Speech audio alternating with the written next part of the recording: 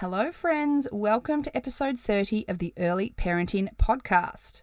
Today I'm talking about how and when to ditch the dummy. This is a question I get asked a lot, so let's dive into when and how to wean off the dummy if that's what you're choosing to do. Welcome to the Early Parenting Podcast, where we help you navigate the somewhat tricky world of parenthood so you can love the crap out of being a mama. I'm your host, Jen Butler, and I'm an early parenting consultant and a mama of two busy boys. Join me as I explore all things early parenting and deliver them to you in toddler-friendly, bite-sized lessons. Because let's be honest, your toddler is probably smothering Sudocrem on the wall as we speak. I'll be dropping my hottest tips on baby and toddler sleep, feeding, boobs, behaviour, and so much more. Are you ready to feel confident in motherhood? Let's dive in.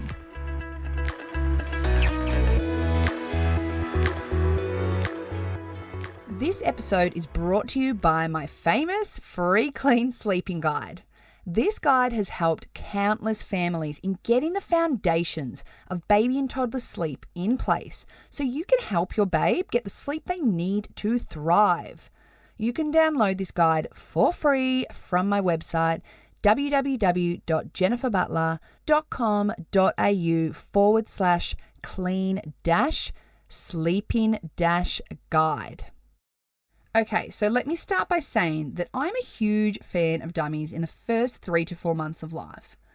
New babies have an innate need to suck, and a dummy is a great way to offer that comfort outside of when they need to be fed. I did an episode on the pros and cons of dummies in episode 21, so make sure to check that episode out to find out a little bit more about why I love and sometimes also hate the dummy. So I mentioned in episode 21 that dummies can be a bit of a pain in the ass after 4 months of age when you're in the awkward phase when your babe needs the dummy to settle but can't replace it themselves. This, of course, can interrupt sleep and be a bit of a headache for some parents. Not all, of course. If you're wanting to avoid a dummy dependence to sleep, I suggest parents get rid of the dummy prior to 6 months of age. By 6 months, your baby will develop something called object permanence, which means they understand someone or something exists beyond it being in their direct line of sight. This will mean your baby will understand that they have a dummy and develop a more emotional connection to it. So if you're going to wean off it, try to do it before they get attached to their little sucky buddy.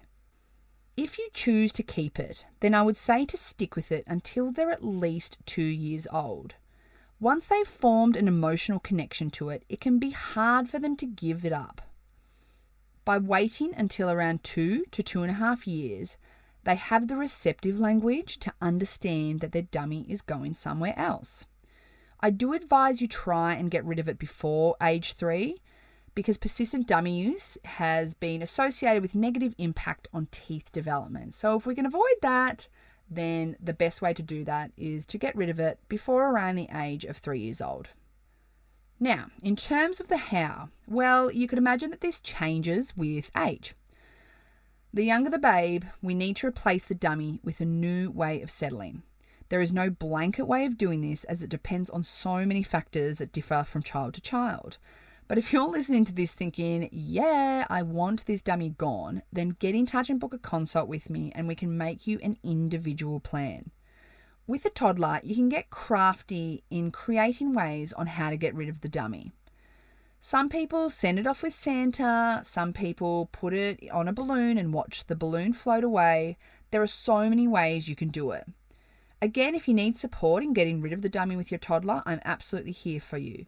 But one thing I will say for both the baby and the toddler is that no matter what the age, you need to go cold turkey, in my opinion.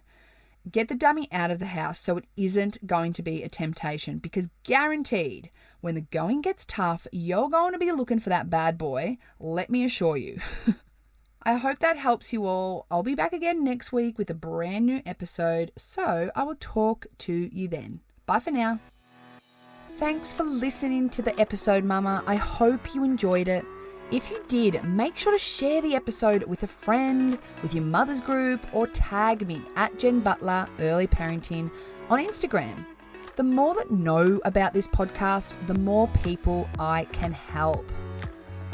If you're looking for support that is personalised for your babe and tailored to your family's needs, then make sure to head on over to my website, www.jenniferbutler.com.au, and check out how we can work together so you can move through motherhood with confidence.